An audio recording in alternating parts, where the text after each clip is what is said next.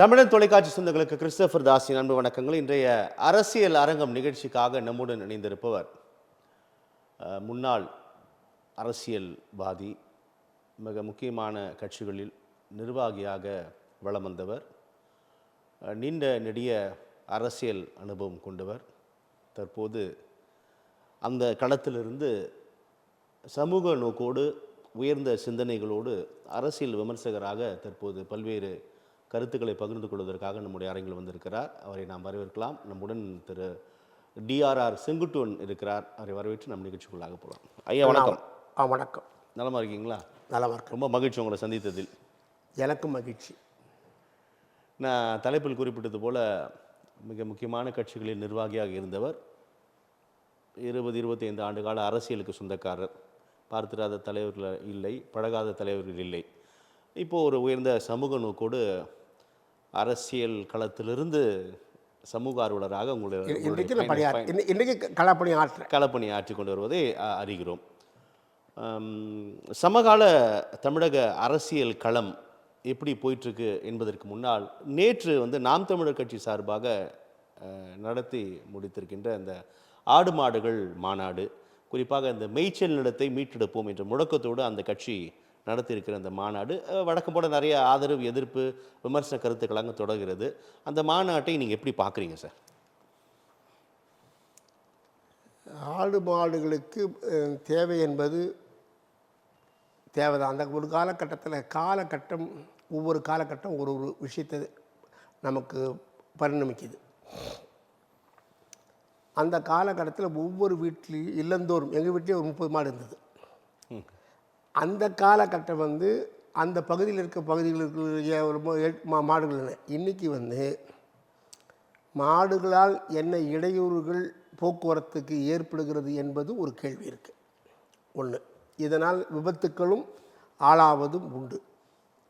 2, 3வது விஷயம், இனிமேல் மாடுகளை பண்ணையில் வளர்க்க வேண்டிய காலகட்டத்திற்கு அடுத்த கட்ட முன்னேற்றத்துக்கு நாம் வந்திருக்கோம். இன்றைக்கி டென்மார்க் போன்ற பால் துறையில் மிக மேன்மை பெற்ற நாடு. அவங்களாம் அந்த பால் பண்ணையை வச்சு அவங்க பக்கத்துலேயே சுற்றி வழி வச்சு விவகாரப்படுறாங்க. அந்த மாதிரி சில சூழல்கள் பண்ணணும். நான் கூட ஒரு கிராமப்புற பொருளாதார மேம்பாடு திட்டம்னு சொல்லி 3 பதிவை போட்டிருக்கேன் என்னுடைய யூடியூப்பில். இனி எதிர்கால கட்டத்தில் விவசாயிகளுடைய வாழ்வாதாரத்தை பேணணும்னா மற்ற மாநிலங்கள் அந்த ஸ்டாண்டர்ட் ஏக்கரை பிரித்து கொடுக்கல, நம்ம மாநிலத்தில் பிரித்து கொடுத்தோம். 99 விழுக்காடு ஒரு ஹெக்டேருக்கு கீழே இருக்குது. அவருடைய வருமானம் 940 ரூபா தான் இருக்குது. அப்போ அடுத்த தலைமுறை அந்த விவசாயத்தில் ஈடுபடுமான்ற ஒரு கேள்வி ஒன்று இருக்குது. இவர்கள் எண்ணுகிற இந்த எண்ணத்தை நான் அதில் இணைச்சிருக்கேன். எப்படி இணைச்சிருக்கேன் அப்படின்னா, ஒருங்கிணைந்த கூட்டுறவு பண்ணையை உருவாக்கணும். இனிமேல் தனிமையில் ஆளை வச்சு காரியம் பண்ணுறதுக்கு அதுக்குண்டான காசு கிடைக்குன்னு எதிர்பார்க்க முடியாது. இப்போ கூட்டுறவு பண்ணைகள் இல்லைல்ல சார்? ஒருங்கிணைந்த கூட்டுறவு பண்ணைகள் இல்லை. ஒருங்கிணைந்த அதில் கூட்டுறவு பண்ணைகள் கிடையாது. கூட்டுறவு சங்கம்லாம் 1903 இந்தியாவிலேயே முதல் கூட்டுறவு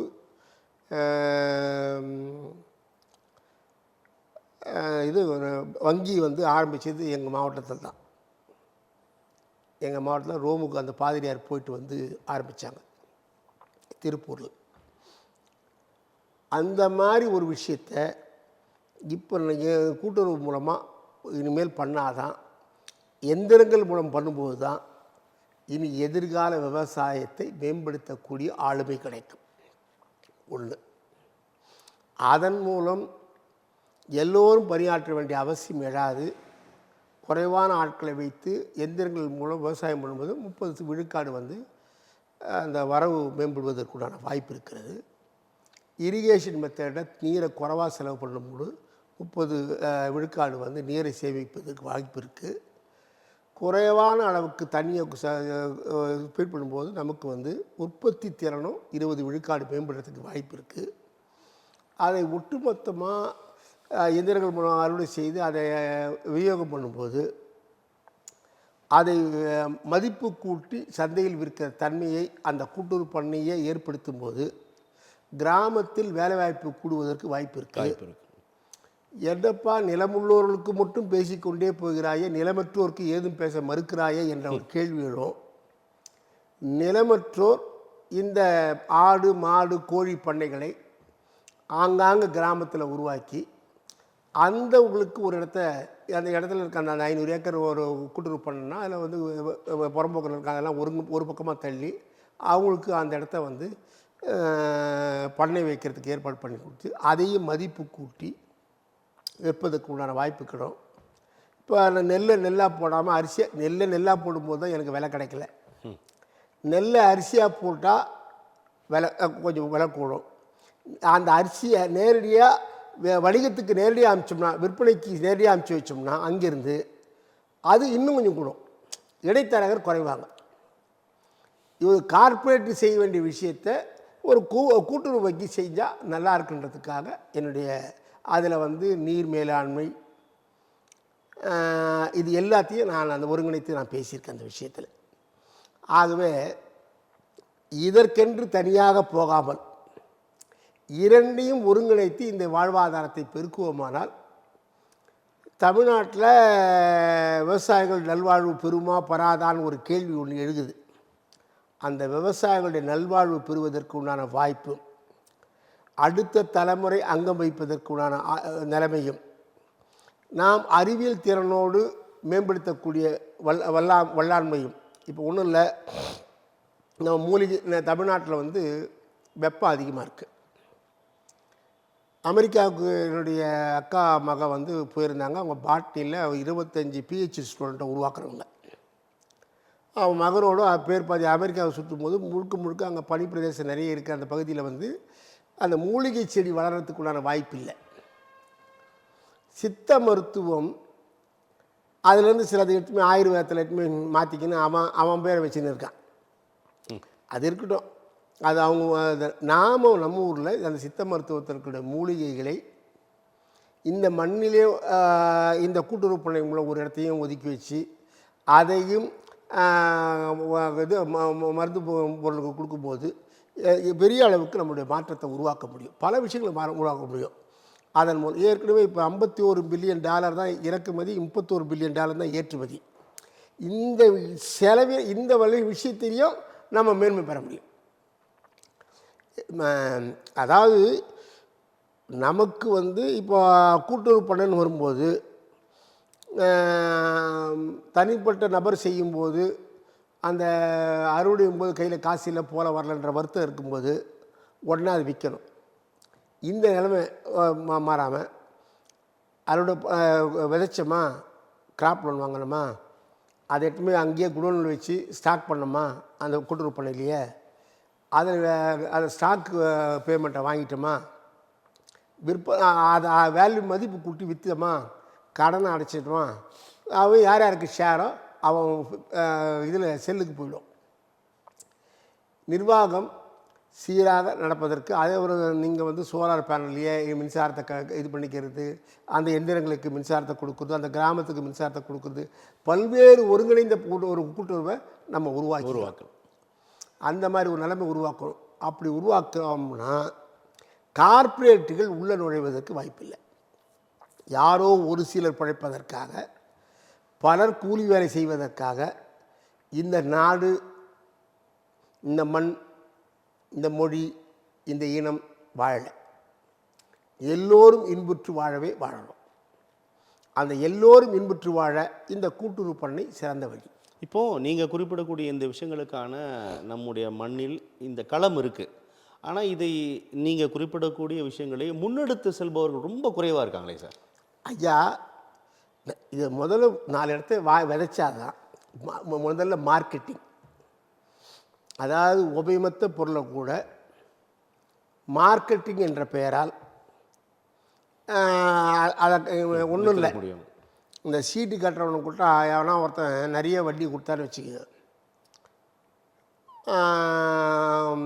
எப்படா கொடுக்க முடியும்னு சொல்லி ஒரு ஒன்றும் இல்லை, எனக்கு தெரிஞ்ச ஒரு இடம், நான் யார் எந்த ஊரையும் சொல்லலை, பொதுவாக சொல்கிறேன். இந்த சீட்டு பிடிக்கிறவங்க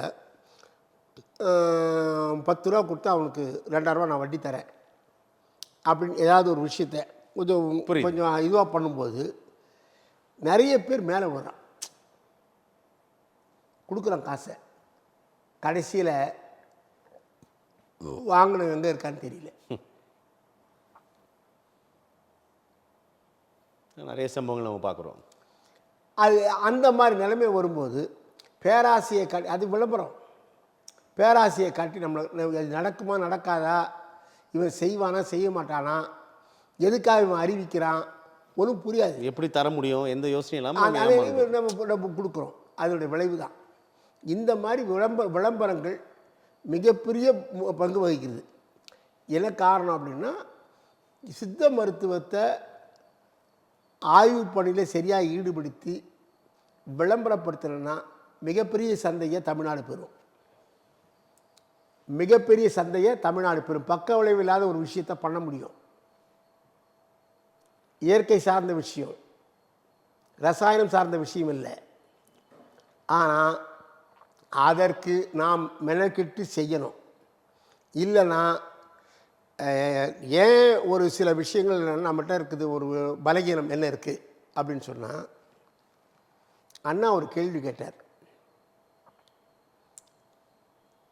தம்பி, பத்தி பெட்டி நாம் கண்டுபிடிக்கல, கற்பூரம் நாம் கண்டுபிடிக்கல, மேலை நாட்டுக்காரன் தான் கண்டுபிடிச்சான். அவன் கண்டுபிடிச்சதை வச்சு நம்ம கண்டுபிடிச்ச நிலைமையில் நாம் இருக்கிறோமே, நாம் ஏதாவது கண்டுபிடிச்சோமான்னு கேட்டார். யாரையும் குறை சொல்லலை. ஆக நமக்கு புதிய அதாவது எவ்வது உறைவது உலகம் அவ்வது உறைவது அறிவுன்னு சொன்னான் வள்ளுவன். இன்றைக்கி உலகம் A1 டெக்னாலஜியை நோக்கி போயின்னு இருக்கு. இந்த ஊரில் சிலிக்கானுடைய மண் இருக்குது. அண்மையில் தைவான் போய் வந்தேன். அவன் ஹார்ட்வேர் சிப்பு செய்கிறாங்க. அண்மையில் இவன் சீனா டீப் சீக்குன்னு ஒரு சிப்பு தயாரித்தான். ஒரே நாளில் 5700 பில்லியன் டாலர் விழுந்து போச்சு. அப்போது இத்தகைய திறனாய்வு நம்மகிட்ட பொருள் இருக்குது, ரா மெட்டீரியல் இருக்குது, ஃபிலிப்ஸ் பிரான்ஸ் யாரோ பே பண்ணுறான். ஏன் அந்த அறிவை நம்ம பெற முடியல? சரி, நான் 2004 எனக்கு ஒரு பெரிய மனசுக்குள்ளே ஒரு உறுத்தல். சீனாவுக்கு இங்கேருந்து ரா மெட்டீரியல் அயன் ஓர் போவோம். நம்ம 1 மடங்கு உற்பத்தி பண்ணுறோன்னா, தந்தியில் பார்த்தேன் பேப்பரில், இது 3 மடங்கு சீனாக்காரன் உற்பத்தி பண்ணுறான். நம்ம ஊரில் இருந்து ரா மெட்டீரியலை வாங்கி அவன் கொண்டு போய் 3 மடங்கு அதை அதிதியை உற்பத்தி பண்ணுறான். அப்படின்னா அந்த போக்குவரத்து செலவு கூடுதலாகும்ல. அதை இந்த ஊரில் பண்ணால் அது ஏன் மிச்சம் பண்ண முடியாது?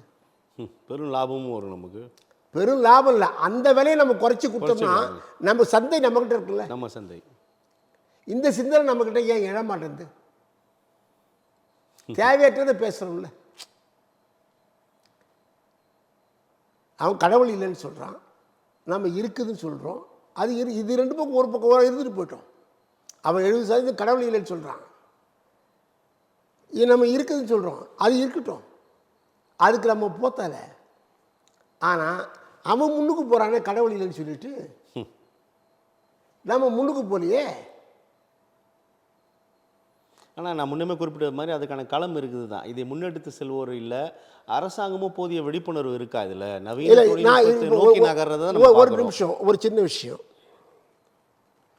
அண்மையில் நாங்கள் இந்த தைவான் டூரில் ஒரு IIT நண்பரை பார்த்தேன். நான் எல்லாத்தையும் இன்ட்ராக்ட் பண்ணுறது எனக்கு ஒரு அவங்கள்ட்ட தெரிஞ்சுக்கணுன்ற ஒரு பேரார்வம்.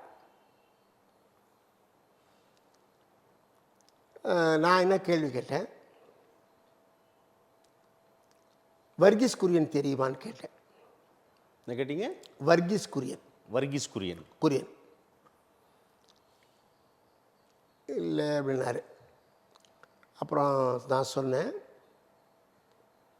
குஜராத்தில் வெண்மை புரட்சி பண்ண அமுல் நிறுவனத்தை உருவாக்கிய அமுல் நிறுவனம்னு சொல்லி அதுக்கப்புறம் வந்தார், லைன் வந்துட்டார். பேசணும். இப்போ கூட அண்மையில் கூட நம்ம உள்துறை அமைச்சர் ஆங்கிலத்தை மறக்கிறேன்னு சொன்னார். அதுக்கு இந்த ஒரு உதாரணமே போதும், வேறு ஒன்றும் நான் சொல்லத்தலை. வர்கீஸ் குரியன் படித்தது சென்னை நம்ம மாநிலத்தில் படித்தார். சென்னையில் படிச்சுட்டு அதுக்கப்புறம் டாடா இன்ஸ்டியூட்டுக்கு போனார். அங்கே முதன்மை மாணவனாக வந்ததால் மேற்படிப்புக்கு அரசாங்கமே செலவு பண்ணி அவரை படிக்க அனுப்பிச்சாங்க. அதுக்கு கண்டிஷன் கையெழுத்து போட்டு 5 ஆண்டு காலம் அரசாங்கத்தில் வந்து பணியாற்றணும் அப்படின்னு சொல்லி விட்டாங்க. போய் படிச்சுட்டு வந்து அந்த நட்டத்தில் போகிற அமுல் நிறுவனத்தை லாபத்துக்கு கொண்டு வந்து இன்னைக்கு 60,000 கோடி விற்று முதல். அதற்கு காரணம் அவருடைய அறிவுத்திறன், அதற்கு காரணம் அவருடைய ஆங்கில அறிவு. நம்ம வந்து ஒரு நம்ம வந்து என்றைக்கு ஆய்வாளர்களாக மாறி உலக சந்தையில் நம் பொருட்களை விற்கக்கூடிய ஆளுமை பெற்று அன்றைக்கு முதல்ல கல்வி அறிவு பெறுறோம். வடநாட்டில் வந்து முழுக்க கல்வி அறிவுடைய விகிதாச்சாரம் இன்னும் 25 விழுக்காடை உயர்கல்வி எட்டலை. 1. 2வது, முழுக்க ஆங்கிலத்தை புறக்கணிப்பதால் அவங்க அறிவுத்திறனை வளப்படுத்தி கொள்ள வாய்ப்பில்லை. இது ஏன் அந்த விஷயத்தில் சிங்கப்பூரை எடுத்துக்கணும்னா இந்த விஷயம் தெளிவாக்கப்படும். சிங்கப்பூரில் வந்து சீன மொழி 77.89 விழுக்காடு, 14 விழுக்காடு மலாய் மொழி, 9 விழுக்காடு தமிழ். அவர் ஒரு சீனராக இருந்தும் பெரும்பான்மை மொழி சீனர்கள் பேசியிருந்தும் 3ம் அங்கீகரிக்கப்பட்ட மொழியாக இருந்தாலும் அவரவர் தாய்மொழியை அவரவர் கற்றுக்கொண்டு பொது மொழியாக ஆங்கிலத்தை கற்க வேண்டும். எந்த வளமும் இல்லாத சிங்கப்பூர் உலக அரங்கில் வர்த்தகத்தில் 2வது இடத்தில் இருக்கான்.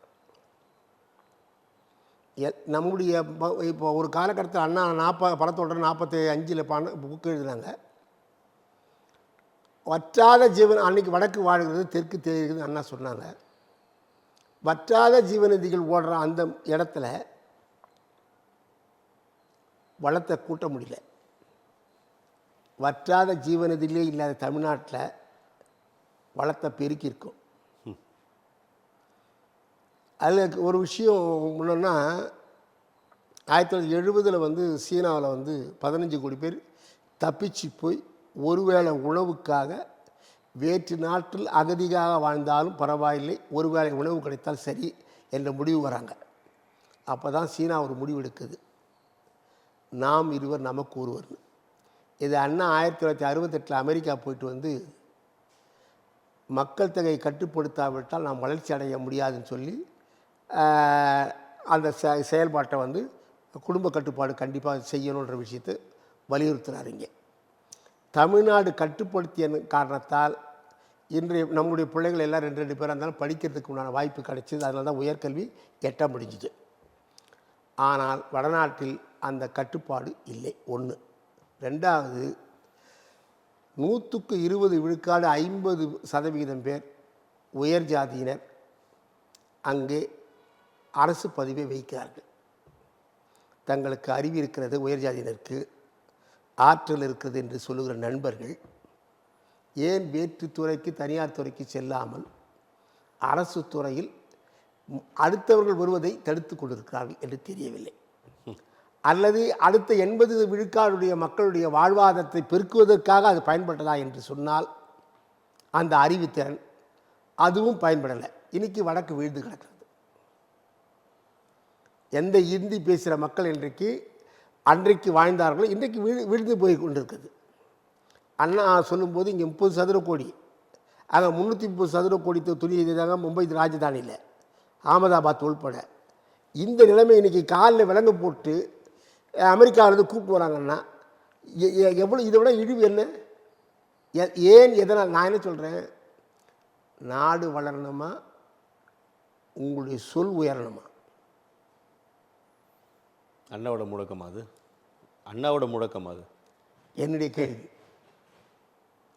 நாடு வளரணுமா, நம்ம சொல் உயர வேண்டும்? உன்னுடைய சொல் உயரணுமா? நாம் வளரணுமா, நீங்கள் வளரணுமா? நீங்கள் வாழணுமா? நம்மளுடன் வளரணும். நாம் வளரணும்னா எல்லாரும் சேர்ந்து, வடநாட்டுக்காரன் சேர்த்து. இல்லை நீங்கள் வாழணுமா? நீங்கள் வாழணுன்றதுக்காக எல்லாரையும் சாகணுன்ற அர்த்தம் கிடையாது. இல்லை,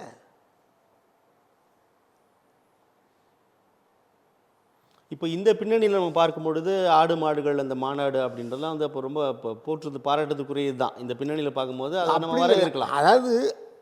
அதாவது ஒரே நோக்கத்தில் போகாமல் விவசாயிகளுடைய நிலையோடையும் மொத்த பேரும் சேர்ந்து இந்த விஷயத்தை சேர்ந்து பண்ணால் நல்லது. அதாவதுங்க ஒரு கோணத்தில் போய் ஒரு விஷயத்தை பேசுகிறது அர்த்தம் கிடையாது. எல்லா கோணத்துலையும் பார்க்கணும். அதாவதுங்க அறிவு எங்கே இருந்தாலும் ஏற்கணும். கண்டிப்பாக சாக்ரட்டிஸ் கிட்ட இருந்தாலும் ஏற்கணும், பெரியார்கிட்ட இருந்தாலும் ஏற்கணும், அண்ணா கிட்ட இருந்தாலும் ஏற்கணும். அதே நேரத்தில் ஃபிடல் காஸ்ட்ரோ கிட்ட இருந்தாலும் ஏற்கணும், பிரபாகரன் இருந்தாலும் ஏற்கணும், காந்தியார்ட்ட இருந்தாலும் ஏற்கணும். மாற்றாந்தோட்டத்து மல்லிகை மணக்குன்னு சொன்னார். எங்கிருந்தாலும் கருத்தை ஏற்றுக்கணும். மாற்றாந்தோட்டத்து மல்லிகையை மணக்காது என்பவன் ஒரு தற்குறி.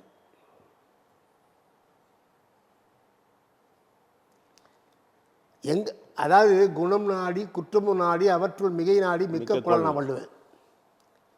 ஒவ்வொருத்திட்டும் குணம் இருக்கும், குற்றம் இருக்கும். குற்றத்தை மட்டும் பேசுகிறவன் அவனுக்கு தெரிஞ்ச தெளிவு அவ்வளோதான். அதில் இருக்க குணத்தை தெரிந்து கொண்டவன் அவன் பெற்ற அறிவு அது. முன் எப்போதும் இல்லாத அளவிற்கு இயற்கை விவசாயம் மீதான ஒரு ஆர்வம் சமகால தலைமுறையிடம் கூட நிறைய இருக்குது. நிறைய பேர் அந்த ஐடி வேலைகள்லாம் விட்டுட்டு கூட இதில் வந்து இறங்கி சாதித்து வருது நம்ம பார்க்குறோம். இது பார்வை நம்ம எப்படி புரிஞ்சுக்கலாம்? அது மன அழுத்தத்தின் ஈடாக வருகிற சூழல். நான் வந்து இந்த நோக்கம் இல்லைன்றீங்களா?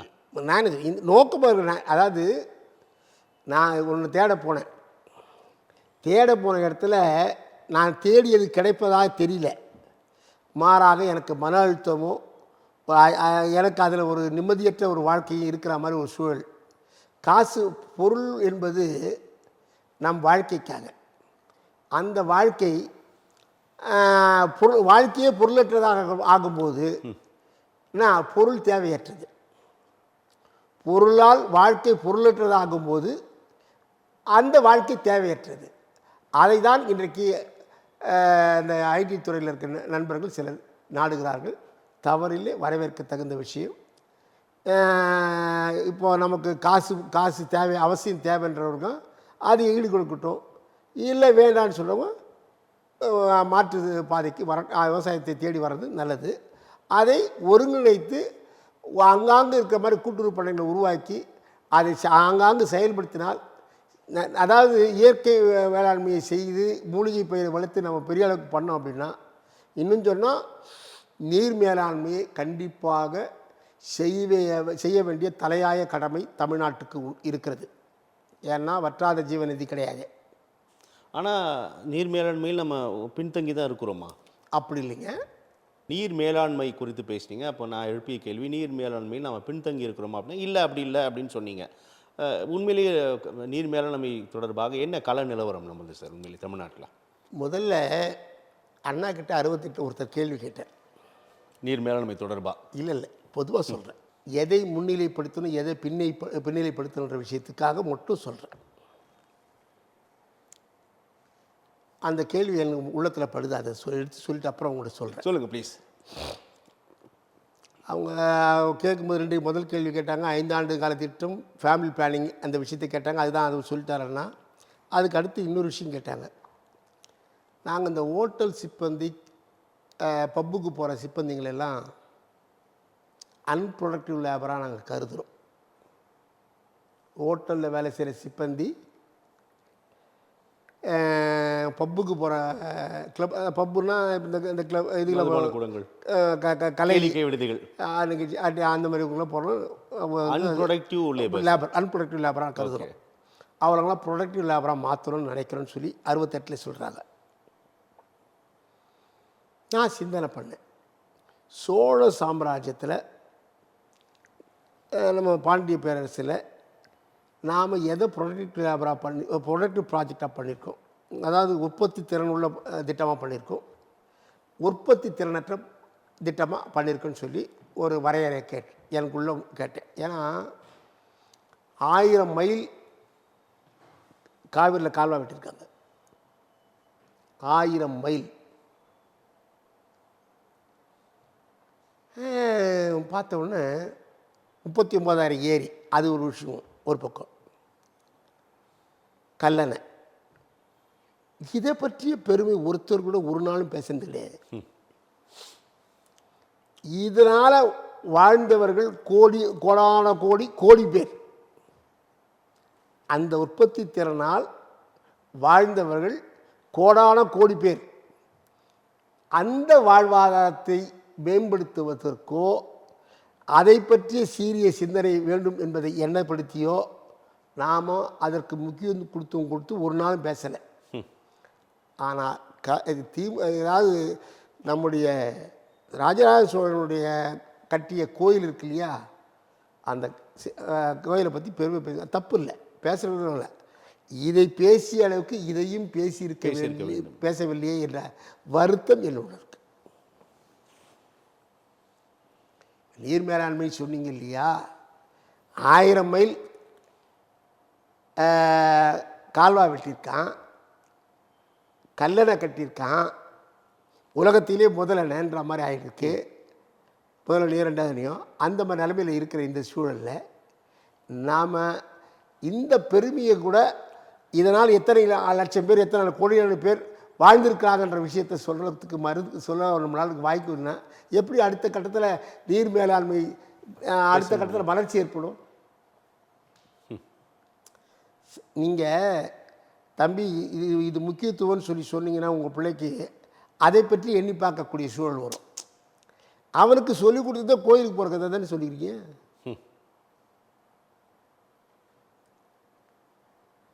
இன்றைய நிலைமையை, தமிழ்நாட்டுடைய நிலைமையை நான் சொல்கிறேன். இப்போது தமிழ்நாட்டினுடைய நிலவளம் எப்படி இருக்குன்னா, 73 விழுக்காடு பாரபூமி,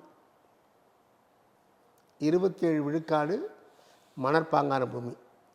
பாறையில் சுண்ணாம்பு பாறை இருக்குது, தண்ணி தேத்திக்க பாறை இருக்குது, கடின பாறையும் இருக்குது. ஆனால் என்னதான் இருந்தாலும் பாறை, இந்த 73 விழுக்காட்டில் தண்ணியை எப்படி சேமித்து வைக்க போகிறோம் என்பதுதான் கேள்வி, என்னுடைய கேள்வி. உலக சராசரி மழை அளவு 800 மில்லிமீட்டர். தமிழகத்தின் சராசரி நீங்கள் நீலகிரியில் பார்த்தீங்கன்னா 1400, 1900. கன்னியாகுமரி பார்த்தீங்கன்னா 1400. இது நம்முடைய சென்னை அந்த புறநகர் செங்கல்பட்டு மாவட்டம் பார்த்தா 1200, 950 பழைய வடார்காடு, தென்னார்காடு 1100, காவிரிலாம் பார்த்தீங்கன்னா 800 அந்த மாதிரி மில்லிமீட்டரில் இருக்குது. இந்த எல்லாம் நீங்கள் கணக்கு போட்டு ஆவரேஜாக பார்த்தீங்கன்னா 991. இந்த நிலையில் சராசரி மேலே நம்ம கூட இருக்கோம். இதை நம்ம எப்படி சேமிக்கிறது? திட்டமிடல் வேணும். ஒன்று, மத்திய அரசு எப்பவுமே மாற்றாந்தாய மனப்போக்காகவே தமிழ்நாட்டை பார்த்துன்னு இருக்கு. அதாவது நாடு, ஒரே ஒரு உதாரணம், வேறு ஒன்றும் பெருசாக மத்திய அரசை பற்றி நான் பேச விரும்பலை. பிரதம மந்திரி $5 டிரில்லியன் இலக்கு வச்சிருந்தார். நம்முடைய முதலமைச்சர் $1 டிரில்லியன் இலக்கு வச்சார். மாற்று கட்சியாக இருந்தாலும் $1 டிரில்லியன் மற்ற மாநில முதல்வர்கள் சொல்லாமல் இவங்க சொல்கிறாங்களே, அதை அரவணைத்து ஒன்றிய அரசு காரியமாற்றியிருந்தால் ஒன்றிய அரசு நம்மை போற்றுகிறது என்று அர்த்தம். நாடு வாழ நாம் வாழ்வோம். நீங்கள் வாழ்வதற்காக நாங்கள் வீழணும்னு நினச்சா தப்பு.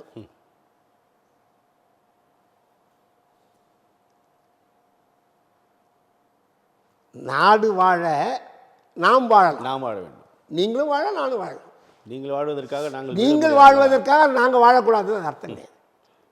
அதுக்காக அன்றாட ஆளுநரை கூப்பிட்டு வச்சு ஒரு எதிர்மறையான கருத்துக்களை சொல்கிறது வந்து இந்த நாட்டின் வளர்ச்சிக்கு ஊனத்தை ஏற்படுத்துவதை தவிர இந்த நாட்டை வளர்ச்சி பாதைக்கு கொண்டு செல்வதற்காக அல்ல.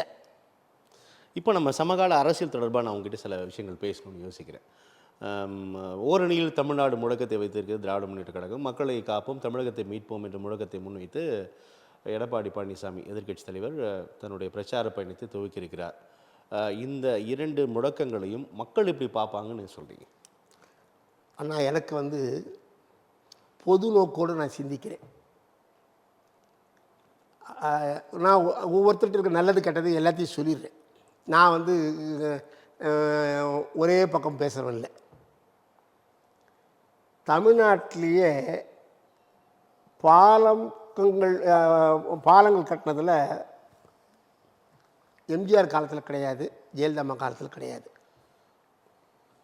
எடப்பாடி அண்ணன் காலத்தில் கட்டியிருக்காங்க. சென்னையிலே கட்டியிருக்காங்க, அதில் மாறுபட்டு கருத்து இல்லை.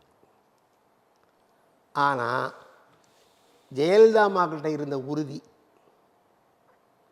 மத்திய அரசுக்கிட்ட தமிழ்நாட்டுடைய உரிமைகள் தனி உரிமையை வந்து காக்கிற உறுதி எடப்பாடி அண்ணன்கிட்ட இல்லை. நான் இத்தனைக்கும் ஊழலில் தாக்குண்டவர், தாக்குண்டும் தளராதவர். இது ஜெயலலிதா அம்மாக்கிட்ட.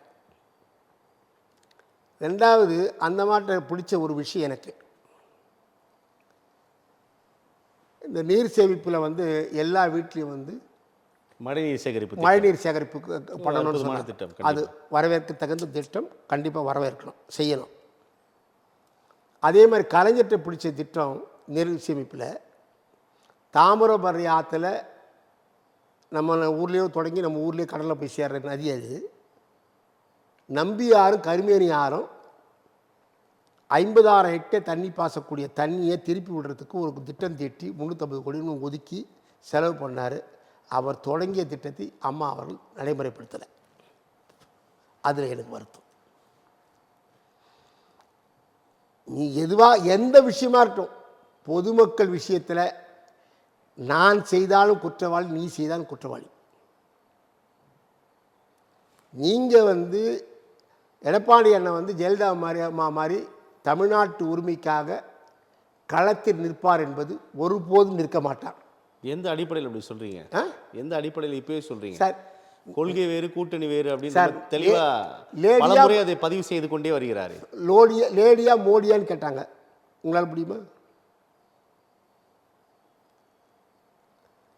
அப்போது இந்த நிதி தரகண்டி ஜெயலலிதா அம்மா இருந்தாங்கன்னா கண்டிப்பாக குரல் கொடுத்துருப்பாங்க. நமக்கு வர வேண்டிய, நாம் கொடுத்த நம்முடைய வரி பணத்தை திருப்பி கொடுக்கறதுக்கு யோகிதையற்று ஒரு வரைமுறை சொன்னாங்க. வேறு யாரும் அதை கடைபிடிச்சி இருந்து நம்ம கடைபிடிக்கலாம் பரவாயில்ல, அதை கடைபிடிச்சவங்க மேம்பட்டு இருந்தால் பரவாயில்ல. அவங்க மேம்படவும் இல்லை, கடைபிடிக்கவும் இல்லை. இல்லை, கட்டாயப்படுத்துறது எந்த வித நியாயம் சார்? நீங்கள் சொல்கிற திட்டத்தை அதில் என்ன இந்தியா இல்லைன்னு சொன்னீங்க, சமஸ்கிருதன்ற வார்த்தை ஏன் உள்ளே வருது? அது எந்த மாநில மொழி? அது எந்த மாநில மொழிங்க? இந்தியாவின் மொழி என்கிறார்கள். நான் என்ன கேட்குறேன்னா, எந்த மாநிலத்தினுடைய மொழி? நீங்கள் வச்சு பாருங்க, அது எந்த மொழியோட, செவ்வியல் மொழியோட இருந்துட்டு போட்டோம், அது வேறு விஷயம். ஆனால் எந்த மாநிலத்து மொழி? எத்தனாயிரம் பேர் பேசுகிறான்? இந்த நாடு வறுமையில் இருக்கா, வளமையில் இருக்கா? சார், இன்ன வரையும், நேற்று வரையும் இஸ்ரேலில் என்ன நினச்சா அப்படின்னா, என் ஆளுமைக்கு கீழே யாரும் இல்லை என்று நினைத்தான். இன்றைக்கு அந்த ஆளுமை கேள்விக்குறியாக இருக்குது. அந்த உளவு அமைப்பு கேள்விக்குறியாக இருக்குது. திருப்பி அடித்ததன் விளைவு. திருப்பி அடித்தது இல்லை, திருப்பி அடி வாங்கியதன் விளைவு. வள்ளுவர் சொல்லுவான், பகல் வெல்லும் கூகையை காக்கை இகல் வெல்லும் வேந்தற்கு வேண்டும் பொழுதுன்னு.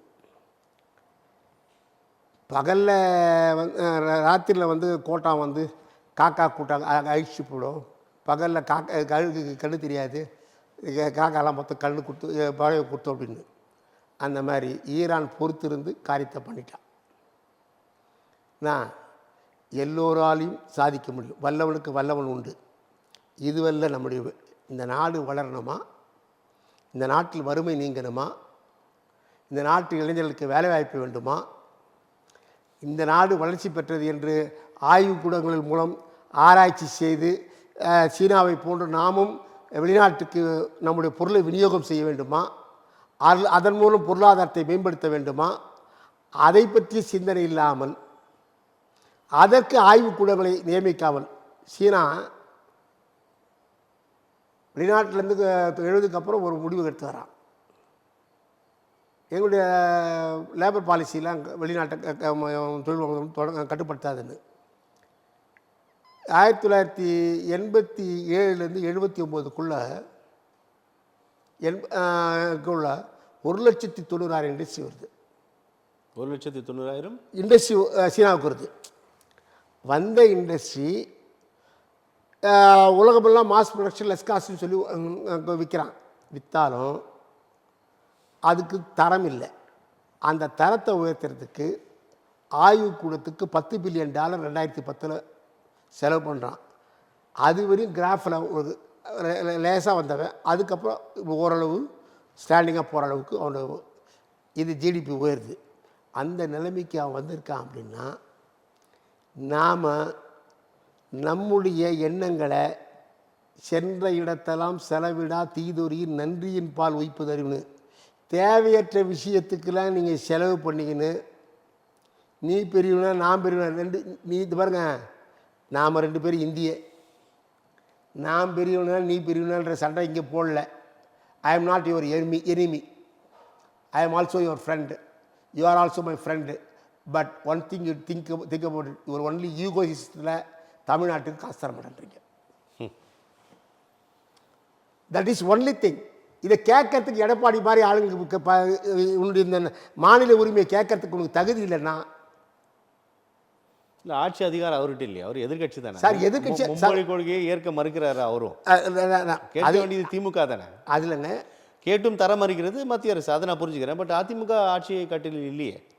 ஆட்சியில் இல்லைன்றது இல்லை, நீங்கள் இந்த காசை கொடுக்கணும், இல்லைன்னா நான் கூட்டணிக்கு வர மாட்டேன் சார்.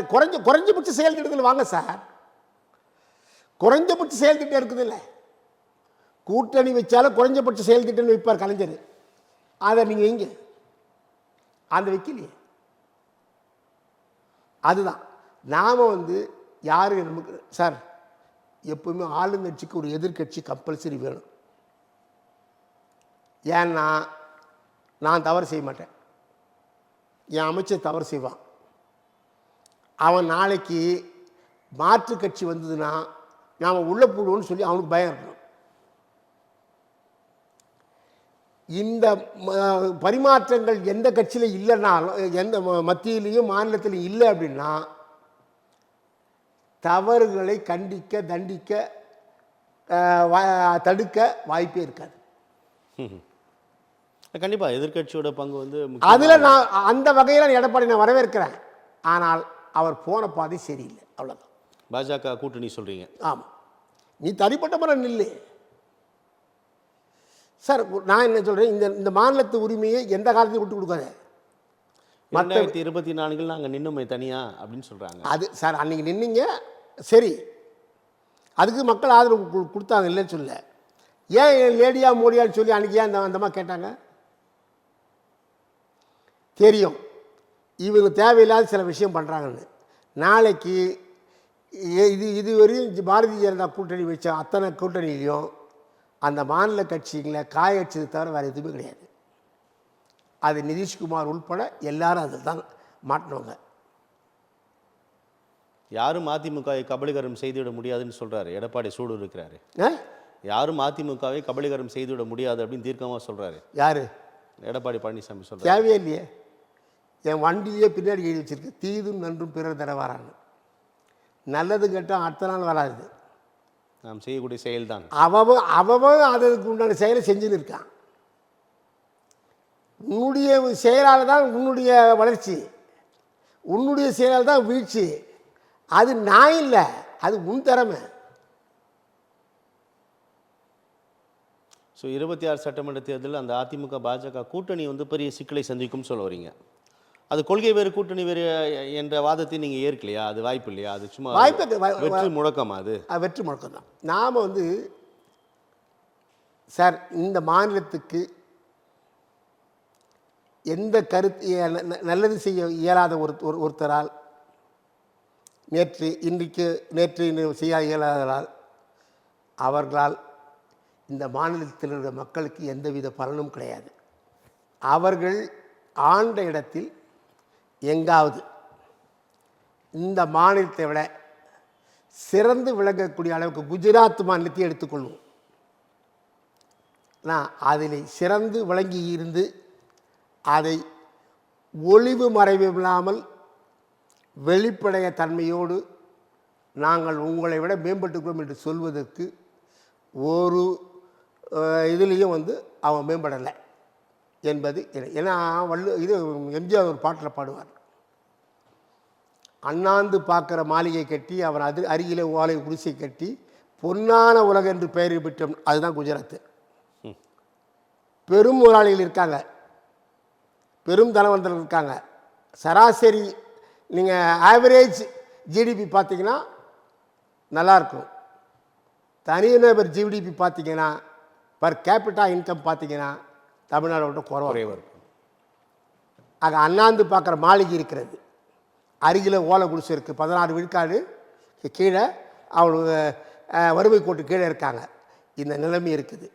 நான் இந்த நிலைமையெல்லாம் எண்ணி பார்க்கணும். அவங்களெலாம் பல வசதிகள் இருக்குது. இப்போ இந்திய நாட்டு பிரதமராக இருக்கிறத விட அவர் குஜராத் முதல் மந்திரியாக தான் இன்றைக்கி செயல்படுறார். அங்கே பொருள் எழுதுறது. ஆனால் அப்படி செயல்பட்டு ஒன்றும் நடக்கலை. இதுக்கு காரணம் நமக்குள்ள ஒரு ஒற்றுமை வேணும். இந்திய நாடு வளரணும், ஒரு ஒற்றுமை வேணும். எப்படி 77.89 விழுக்காடு சீனர்களும் 14 விழுக்காடு மலாய்மர்களும் 9 விழுக்காடு தமிழர்களும் சேர்த்து ஒற்றுமையோடு வாழ்கிறதுனால்தான் சிங்கப்பூர் டெவலப் ஆச்சு. சிறுபான்மை அழிக்க நினைத்து பெரும்பான்மை பெருவாழ வாழ நினைத்து சிறுபான்மை அழிக்க நினைத்ததால் பெரும்பான்மை பெருங்கடனுக்கு ஆளாகி பெரிய நாட்டுக்கு உடன்பட்டு அந்த கடனுக்கு இதுவரை தீர்க்க முடியாமல் திண்டாடுகிற இலங்கையை முன்னுதாரணமாக இந்தியா பெறக்கூடாது என்பது என்னுடைய தாழ்மையான கருத்து. நல்லது சார், நிறைய விஷயங்கள் பேசினீங்க. உங்களோட வருகைக்கும் கருத்து பகிர்வுக்கு மிக்க நன்றி.